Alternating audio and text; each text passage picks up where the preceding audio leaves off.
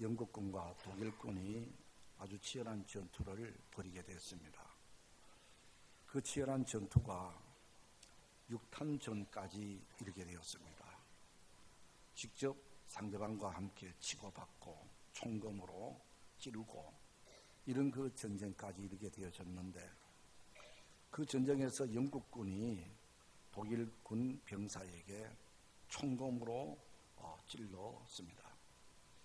이럴 때에 이 총으로 검으로 찔림을 받은 이 독일 병사가 죽어가면서 자기 속에 있는 포켓 성경을 꺼내어 영국군에게 주면서 이거 읽고 이거 믿고 영생 얻으시오라고 성경을 건네주었다라는 이런 그 일화가 있습니다. 저는 이 일화를 듣고 우리가 아무리 전쟁이지만은 어떻게 나를 찔러 죽이는 상대방에게 어떻게 그렇게 성경을 주면서 복음을 전하고 복을 빌어줄 수가 있을까? 만약에 내가 그런 현장이었다면 나는 그럴 수 있을까?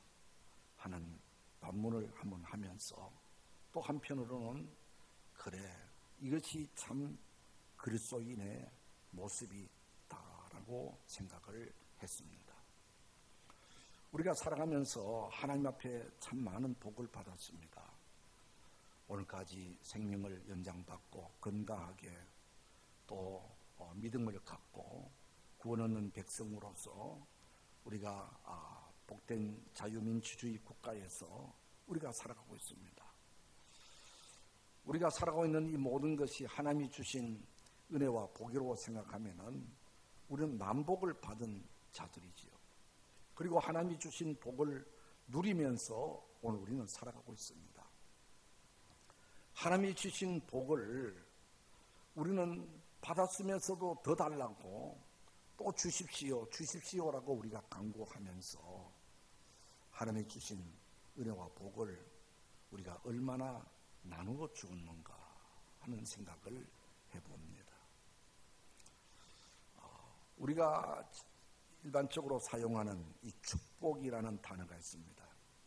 이 축복이라는 단어는 한문 용어인데 빌축복복, 그래서 복을 빌어준다, 이런 뜻이 바로 축복이라는 단어입니다. 하나님은 복의 근원자십니다. 그래서 하나님의 손에 우리가 바라는 복이 다 있습니다. 우리를 살리기도 하고 주기도 하시며 높이기도 하고 낮추기도 하시고, 또 우리가 어떤 상황 가운데서도 전화위복으로 만들어 가실 수도 있고, 또 아무리 내가 완벽하게 갖추었다 하더라도 하나님이 짓밟을 수도 있고, 우리가 바라는 모든 것이 하나님의 손에 달려 있습니다. 그래서 우리는 하나님은 복의 근원이다, 복 자체다 라고 얘기하죠. 그래서 성경에 보면은 하나님께서 복 주신다, 하나님에 대한 관계에서는 복으로 그렇게 단어가 나오죠. 그러나 우리 사람은 복을 주는 자가 아닙니다. 사람은 축복하는 자이죠. 하나님 앞에 복을 빌어달라고 간구하는 자이고, 또 우리가 축복하는 자죠. 복을 빌어주는 자입니다.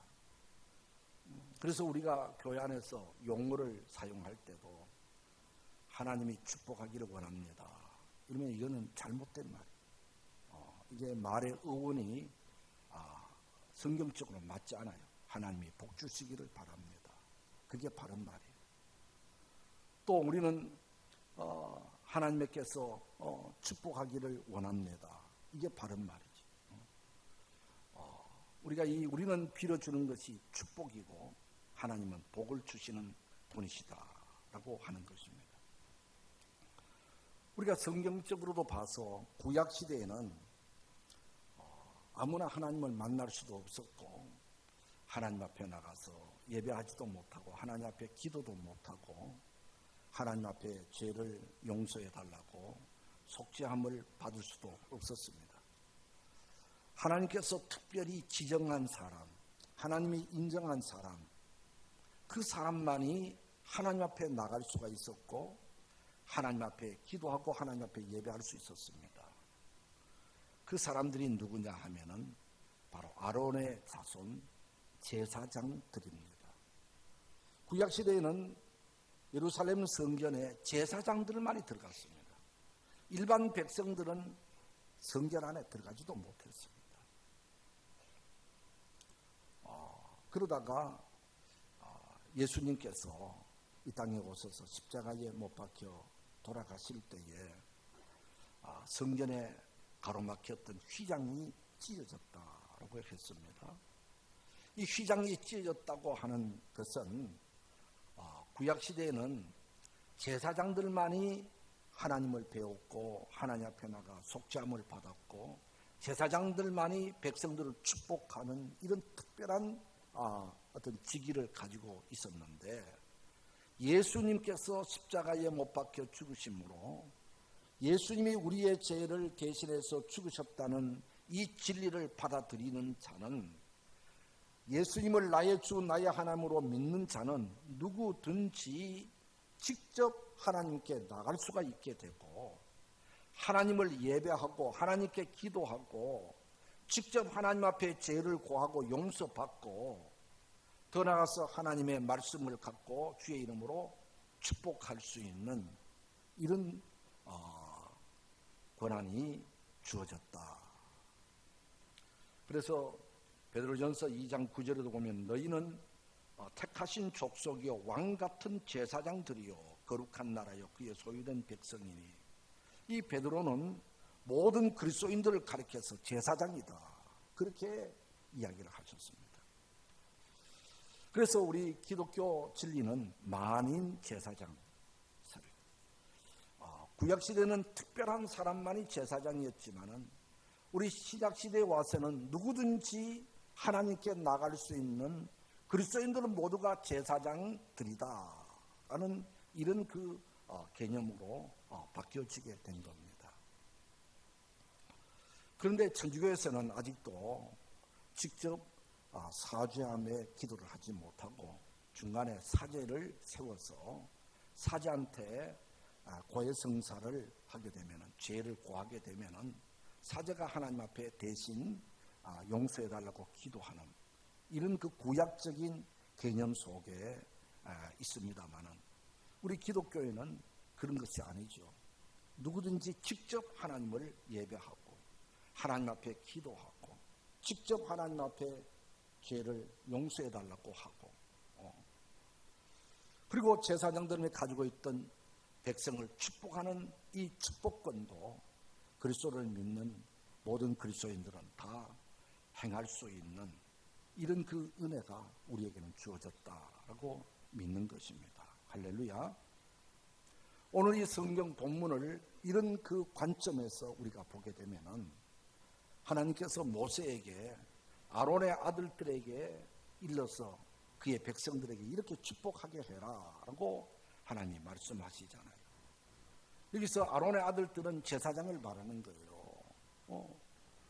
그러나 구약시대는 이 아론의 아들들 제사장들만이 백성들을 이렇게 축복하라고 하나님이 말씀하셨지만은 신약시대에 와서 예수 그리스도께서 우리의 죄를 대신해서 죽어주심을 믿는 믿음 안에서는 만인 제사장 누구든지 그리스도인은 제사장의 권한을 가지고 있다. 그렇기 때문에 아론의 아들들만 아니라 모든 그리스도인들이 주님의 이름으로 우리가 주의 백성들을 축복할 수 있게 됐다라고 그렇게 본문을 해석할 수 있습니다. 그러면은 하나님께서 모세에게 백성들을 이렇게 축복하라고 하는 말씀이 세 가지가 나옵니다.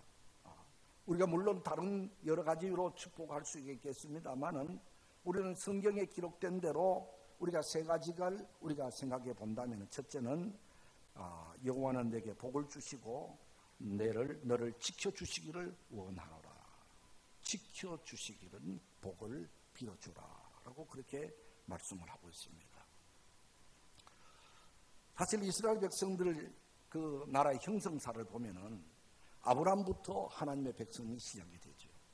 그래서 아브라함, 이삭, 야곱 때까지 왔을 때는 그 하나님의 택한 백성 이스라엘이 70명이었습니다. 이 70명의 작은 하나님의 백성들이 애굽에 와서 430년 동안 지나는 동안에 장정만 60만 명이었다. 그러니까 거기에서 어린 아이들과 또 부녀들까지 합하면은 약 한 200만 명쯤은 됐을 것이다 라고 그렇게 보아지죠. 어떻든 한 200만 명이라는 한 민족이 애굽에 사는 동안에 만들어지고 형성되어진 겁니다. 그래서 하나님께서는 200만 명 되어지는 이 한 무리들, 한 국가 공동체와 같은 한 민족을 애굽에서 탈출시켜 광야를 거쳐서 가나안 땅에 살아가도록끔 가나안 땅을 주셨습니다. 가나안 땅에도 원주민들이 살았습니다. 그러나 그들을 다 쫓아내고 하나님께서 이곳이 너희들의 땅이다 그렇게 주셨죠. 하나님께서 하나님의 백성들에게 가나안 땅을 주시고 살게 하신 이유가 뭡니까? 이곳에서 하나님 공경하고 하나님을 경배하고 하나님의 말씀을 따라 하나님께 영광을 돌리고 하나님의 백성답게 살아라 이게잖아요. 그런데 가나안 땅에 사는 이스라엘 백성들이 세월이 흐름에 따라서 하나님을 멀리하고 하나님을 버리고 우상을 섬기게 되고 하나님의 마음을 아프게 했어요. 그때마다 하나님께서는 고난이라는 것을, 환난이라는 것을 이스라엘 백성들에게 줘서 그들이 깨닫고 다시 하나님께로 돌아오기를 바랐던 것입니다. 그 하나님이 주시는 깨달음을 주시기 위한 고난이, 책칙이 뭐냐, 징계가 뭐냐 하니까 주변에 있는 여러 약소 민족들을 강하게 해서 그들을 이스라엘 백성을 괴롭히게 하는 겁니다. 블레셋 사람들, 아수르 사람들, 또 여러 주변에 있는 바벨론 사람들, 여러 미디안 사람들이 그들은 이스라엘 백성들이 하나님을 잘 공경하고 하나님 중심으로 살면 그들이 힘을 못 써요. 그들은 에게서 도리어 조공을 받고 그랬는데 이 하나님의 백성들이 하나님을 멀리하면 그들이 강해져 가지고 그들이 이스라엘 백성들을 괴롭히고 전쟁을 일으키게 되고 그렇게 되는 겁니다. 그러다 보니까 이스라엘 백성들은 온전히 하나님을 섬기면 평안한데 나라가 강성해진데 종종 또 원주민들이 섬기는 우상을 섬기고 바알을 섬기고 아세라신을 섬기고 밀곰신을 섬기고 자꾸 그러니까 그때마다 하나님은 괴롭히는 거예요. 이게 바로 전쟁인 것이죠. 그래서 구약성경에 보면 전쟁이 참 많았습니다. 왜 전쟁이 있었느냐? 전쟁을 통해서 그의 백성들을 다스려 가시는 하나님이신 것입니다. 자, 이들에게 필요한 것이 뭐냐? 전쟁의 소용돌이에서 필요한 것은 하나님께서 이 나라를 지켜주시고 우리 가정을 지켜주시고 우리 자녀를 지켜주시고 우리의 살림을 지켜주시고 하나님이 지켜주심의 복이 무엇보다도 절실히 필요했던 것입니다. 그래서 하나님께서는 우선적으로 하나님께서 너희들 지켜주시기를 위해서 기도하고 지켜주시기를 복을로 축복해라 라고 그렇게 말씀하시는 겁니다. 시편 121편에도 보면 여호와께서 너를 지키시는 자라, 환난을 면하게 하시며 영혼을 지키시리로다. 출입을 지금부터 영원토록 지키시리로다. 너를 지키시는 자는 졸지도 아니하고 주무시도 아니한다. 계속 지키시는 이런 그 말씀들이 나오게 되는 겁니다. 이 지키심은 바로 목자가 양을 지키는 것을 비유하고 있습니다. 목자는 양떼를 거느리고 들판에 가서 양을 칠 때에 대부분이 우리간으로 들어오지만 어떤 때는 들판에서 밤을 지내야 될 때가 있었습니다. 그러면은 목자는 돌로 이렇게 울타리를 만들고 또 나무들 울타리를 만들고 거기다가 양떼를 몰아놓고 밤새껏 그 양떼들이 울타리를 넘어오지 못하게 지켜주고 맹수들이 그 울타리 안에 있는 양들을 해치지 못하도록 지켜주고 목자는 항상 양을 지키는 자입니다. 바로 하나님께서는 우리의 목자라 그랬잖아요. 여호와는 나의 목자시니. 하나님은 목자와 같이 항상 우리를 지켜주신다. 우리를 보호해 주신다. 이게 하나님의 주시는 바로 복이라고 하는 것입니다. 이 지키심은 이스라엘 백성들에게만 필요한 것이 아니라 오늘 이 시대를 살아가고 있는 우리들도 하나님의 보호하심과 지키심이 있어야 될 줄로 믿습니다. 우리의 생명을 지켜주시고 우리의 영혼을 악의 세력으로부터 지켜주시고 복잡한 교통 가운데서 우리의 신변을 지켜주시고 여러 가지 질병 많은 가운데서 건강을 지켜주시고 우리의 자녀를 지켜주시고 우리의 남편을 아내를 지켜주시고 이 지켜주심의 복이 우리에게는 필요한 것이죠. 하나님이 지켜주시면은 누가 해칠 사람이 없고 하나님이 보호하시면은 누가 꺾을 사람이 없는 줄 믿습니다. 그래서 우리 하나님은 지켜주셔야 된다. 그래서 첫 번째 빌어줄 복은 하나님께서 너희를 지켜주시기를 원한다라고 축복하라고 하는 것입니다. 그 다음 두 번째는 여호와는 그의 얼굴을 내게로 비추사 은혜 베푸시기를 원하노라. 하나님이 은혜 주시기를 축복하라라고 했습니다. 은혜라고 하는 것은 긍휼히 여김을 받는다라는 이런 뜻입니다. 다른 말로 말하면 내가 어떤 공로가 있어서 내가 어떤 수고를 해서 내가 어떤 일을 해서 내가 무슨 내놓을 것이 있어서 주어지는 것이 아니고 나는 아무 공로도 없는데 나는 아무런 잘한 것도 없는데 무조건 우리에게 베풀어 주시는 것이 바로 은혜다라고 하는 것입니다. 오늘 우리는 죄로 인해서 멸망을 받을 수밖에 없고 우리는 영영 죄값으로 지옥 가야 할 마땅한 오늘 우리들인데 참 전적인 하나님의 은혜로 택함을 받았고 구원을 얻었고 하나님의 자녀가 되어졌고 영생 얻고 하늘나라 천국 백성이 되어진 줄 믿습니다. 이게 모두 하나님의 은혜죠. 은혜 아니면은 살아갈 수 없네. 전적인 하나님의 은혜입니다. 우리의 상황 가운데서 하나님의 은혜가 주어지면은 전화 이복의 역사가 일어납니다.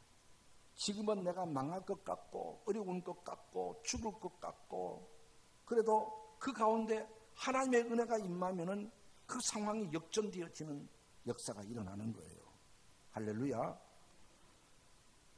창세기에 나온 요셉이라는 사람을 보면은 어린 청소년 때에 형들이 종으로 팔아버리잖아요. 종, 노예가 된다는 것은 이건 인간 이하에 빠지는 거예요. 자유가 없는 거예요. 이거는 짐승인 거예요. 생각해 보면은 복된 집안, 평화로운 집안, 부자 집안에 사랑받던 그 아들이 어느 날 한순간 종이 된다. 노예가 됐다는 거예요. 참 한탄할 일이고 내 인생이 왜 이렇게 꼬이느냐. 참 불평하고 원망할 일이고 나는 망했다고 생각되어지는 그런 그 일인데 그 가운데서 하나님의 은혜가 주어지니까 그 요셉이가 대애굽의 총리가 되고 그리고 기근으로 말미암아 굶어 죽을 수밖에 없는 백성들이 요셉의 정책으로 모든 사람이 배불리 먹게 되고 자기의 친척들과 형제 자매들이 다 양식 없는 가운데서 양식을 공급받을 수 있게 되고, 그들이 애굽으로 와서 대접받으면서 살게 되어지게 되고, 한순간 답답하고 어렵고 망할 것 같은 그 가운데서 하나님의 은혜가 주어지니까 전화위복이 되더라. 그게 도리어 하나님께서 더 좋게 만들어준 열매와 결실이 맺어지게 됐다라고 하는 것입니다. 모세도 그렇죠. 모세도 태어난 지 석 달 되어지는, 한 100일쯤 되어지는 아이가 나일 강에 버려지잖아요. 피어지지도 못한 그 어린 것이 그 강변에 버려진다 이 말이에요. 얼마나 불쌍해요. 그때는 망할 것 같고, 그때는 참 불쌍하게 보이던 그 어린 애가 강변에 버려짐으로 통해서 바로의 공주의 눈에 띄게 되고, 양자로 들어가게 되어지게 되고, 바로의 궁궐에서 살면서 학문을 익히고 무예를 익히고 지도력을 익히고, 그래서 그것이 계기가 되어져서 민족의 지도자로 하나님 앞에 안시대 크게 쓰임받는 위대한 일꾼이 되어 가잖아요. 룻기에 나오는 그 룻이라는 여자도 그렇죠. 결혼했는데 남편은 아기도 만들어주지 않고 일찍 죽었다 이거죠. 홀로 남은 시어머니를 모시고 살아야 되는 거예요.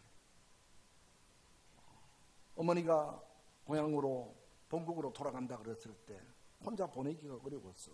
따라서 유대 땅 베들레헴까지 와서 보니 먹을 양식이 없는 거예요. 하루 끼니가 없는 거예요.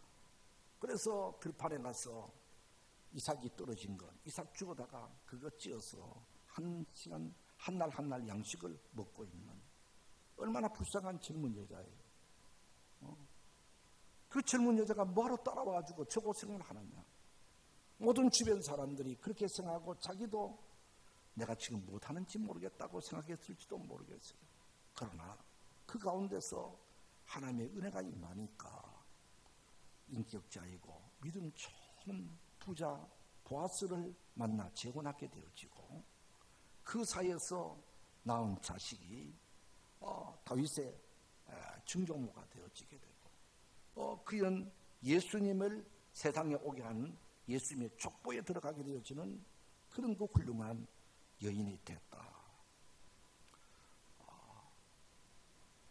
오늘 우리가 처한 상황도 그렇습니다. 지금은 참 바닥에 떨어지는 것 같고, 지금은 답답하기 그지없고, 나는 하나님을 공경하는데 내가 왜 인생이 이렇게 꼬여지는가.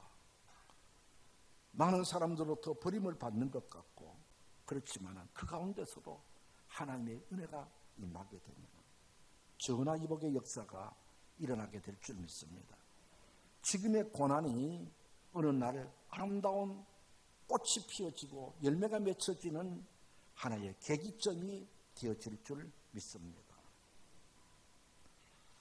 25년 동안 출판계에서 책을 만드는 그런 인쇄소에서 일하던 어떤 이가 갑자기 허리 디스크가 걸려가지고 출근을 하지는 못하고 그저 방 안에서 누워 지내게 됐습니다.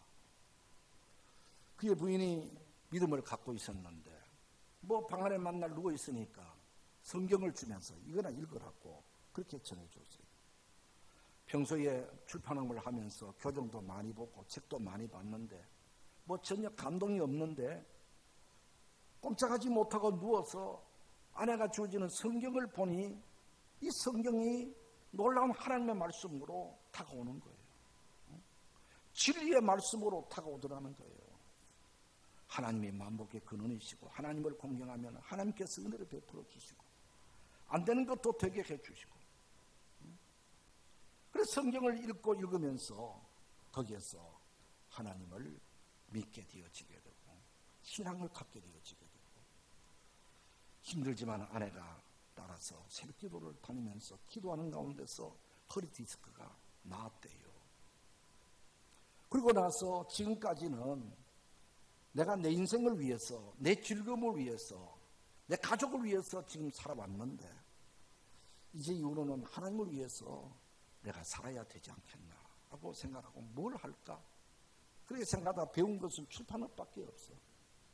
그래서 내가 출판업에서 출판사를 만들어서 좋은 책을 만들고 번역을 하고 또 많은 사람이 이 책을 읽게 해서 하나님을 알게 하면 좋겠다. 그래서 규장 문화사를 만들었습니다. 거기에서 이슬비 전도 편지를 만들어내고 또 은혜스러운 기독교 서적을 출판하고 그렇게 해서 처음에는 좀 어려웠지만은 그것이 안정이 되어져서 규장 문화사 사옥도 짓게 되고 지금은 아주 중견 그 출판사 여운학 장로가 되었습니다.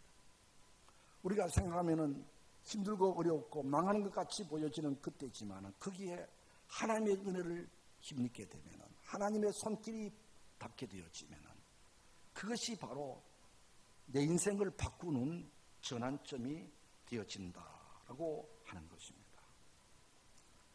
그렇기 때문에 오늘 우리들은 날마다 하나님의 은혜 받기를, 하나님의 은혜 속에 살기를 늘 소망 삼고 은혜 가운데서 우리가 믿음 안에서 승리하도록 기도하고 애를 써야 될 줄 믿습니다. 그리고 여호와는 내 얼굴을 내게로 향하여 드사 평강 주시기를 원하노라. 평강의 복 받으라고 축복해 주라는 것입니다. 이제도 말했지만은 이스라엘 백성들은 전쟁의 소용돌이에서 살아왔기 때문에 어느 민족보다도 평강이 소원이었습니다. 나라가 좀 편안했으면 좋겠다. 이게 그들에게 바라는 절실한 요구였습니다. 이 평강의 이 은혜는 이스라엘 백성만 아니라 오늘 이 시대를 살아가고 있는 우리에게도 마찬가지입니다. 오늘의 시대를 가리켜서 불확실한 시대다 이렇게 말을 하기도 하는데 오늘 내가 건강하다고 해서 내일 건강이 된다고 장담할 수 없고요. 오늘 내가 성공했다고 내일에도 성공한다고 장담할 수 없고요. 내일을 모르는 것이 우리의 인생이잖아요. 그러다 보니 우리는 불안 속에 사는 거예요. 이것이 가중되어지게 되면 스트레스를 받게 되고 불안이 가중되어지게 되면 인생을 포기하게 되는 거예요. 돈이 많아도 권력이 있어도 마음에 평안이 없으니까 불안이 쌓여오니까 결국 인생을 포기하게 되는 것입니다. 아무리 미모가 있고 돈이 있고 권력이 있고 건강하다고 하더라도 그것이 내게 참된 행복을 가져오려면 평안이 있어야 돼요. 마음의 평안이 있어야 돼요.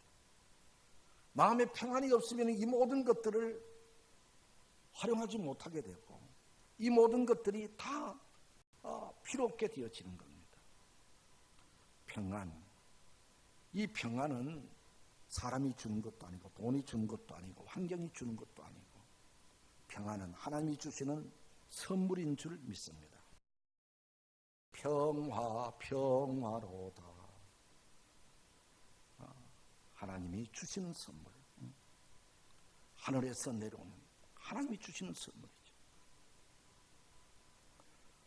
평안을 너희에게 끼치노니 곧 나의 평안을 너희에게 주노라. 내가 너희에게 주는 것은 세상이 주는 것 같이 아니하니라. 너희는 마음에 근심도 말고 두려워하지도 말라. 전쟁의 소용돌이 속에서도 하나님의 평화가 주어지게 되면은 살면은 하나님의 뜻을 쫓아 살고 죽으면은 하나님 나라 가고 그 전쟁의 소용돌이 폭탄 가운데서도 평안이 주어지면은 얼굴에 화평을 지닐 수 있지만 모든 좋은 환경 속에 살아도 평안이 없으면 불행한 거예요. 그래서 모든 사람들에게 평안하기를 축복해 줘라 라고 그렇게 말씀하고 있습니다. 오늘 이 말씀을 하면서 참 포인트와 같은 아주 중요한 말씀을 우리가 발견할 수 있습니다. 그것은 바로 27절 마지막 부분입니다. 우리 한번 보십시다. 그들은 이같이 내 이름으로 이스라엘 자손에게 축복할지니 내가 그들에게 복을 주리라. 내 이름, 하나님의 이름으로, 주의 이름으로 축복하면은 내가 하나님이 복을 준다 그랬잖아요. 오늘 성경에는 하나님에게는 복을 주시고 또 여기 23절에는 이렇게 사람에게는 축복하라고 이것도 갈라지잖아요. 어떻든지 이 말씀은 우리가 축복하면은 하나님이 헛되지 않도록끔 복을 주신다고 하는 것입니다. 예수님께서도 제 아들에게 둘씩 전도 파송을 보내면서 너희들은 어느 가정, 어느 곳에 가든지 그 가정에 평안을 축복해 줘라. 그들이 네가 빈 평안을 받을 그릇이 되면은 그 복이 그 집에 임할 것이고, 그들이 준비가 안 됐고 그릇이 안 됐으면은 네가 빈 평안 네게로 돌아온다. 그러니까 걱정하지 말고 많은 사람에게 그저 네가 하는 일은 축복해 주는 것이다. 축복의 조문들 손해볼 것 없다. 그들이 네가 빈 축복을 받으면 감사하고 못 받으면 그 복이 내게 돌아오니까 그저 마음껏 축복해 줘라. 축복은 우리가 하고 복은 하나님이 주신다는 것입니다. 이 말씀이 있기 때문에 오늘 우리는 자신 있게 주님의 이름으로 축복하는 것입니다. 이왕 축복하는 자가 하나님과 바른 관계 속에 있으면 그 말이 능력이 있겠지요. 그 말이 힘이 있겠지요. 그 말을 권세가 있겠지요. 그러나 하나님과 관계가 바르지 못하고 겨우 명목만 이루어져 있으면 우리가 축복해도 그 말이 힘이 없을 수도 있습니다. 그래서 우리는 축복하되 그 축복이 힘이 있도록 하기 위해서 우리의 믿음이 돈독해져야 되고 우리가 하나님과 관계가 더 깊어져야 될 줄 믿습니다. 결론으로 말씀을 드립니다. 축복은 우리가 하고 복은 하나님이 주시는 겁니다. 하나님께서 우리 보고 많이 축복하는 사람이 되라고 그랬습니다. 주님의 이름으로 교회에서 목회자들을 축복하고 우리 장로님들, 권사님들, 온 교인들을 우리가 마음껏 축복하고 우리 가정에 가서도 아버지를, 어머니를 축복하고 자녀들을 축복하고 그저 많이 축복하는 거예요. 목장에서 모이면 목원들을 축복하고 우리가 길거리에서 만나도 아는 사람을 축복하고 우리가 축복하기도 바쁜데 다른 사람을 저주하고 그저 가슴에 못을 박는 일을 해서는 안 되죠. 우리 그리스도인들은 축복하는 사람들이다. 우리가 명절이 되면은 우리 많은 식구들이 모이게 되어지고 만나게 되는데 그 우리의 친족들을 만날 때 마음껏 축복하십시오. 그저 선별해 살 것 없습니다. 무조건 축복하면은 그 축복이 그가 받을 수가 있고 안 받으면 내게로 돌아오고 누구에든지 주님의 이름으로 축복하면은 우리 하나님께서 책임져 주시고 복을 주신다 하셨으니 이 말씀을 믿고 축복하는 우리 모두가 되기를 주의 이름으로 축복합니다. 기도하겠습니다. 하나님, 저희들을 축복하는 자로 세워주셨으니 감사합니다. 주님의 이름으로 마음껏 축복하게 해주시오. 우리가 축복하는 그 축복으로 우리 많은 분들이 복을 받게 해주시옵시고 삶의 변화가 일어나게 해주시옵시고 행복해져 가게 해주시옵소서. 예수 그리스도의 이름으로 기도드리옵나이다. 아멘.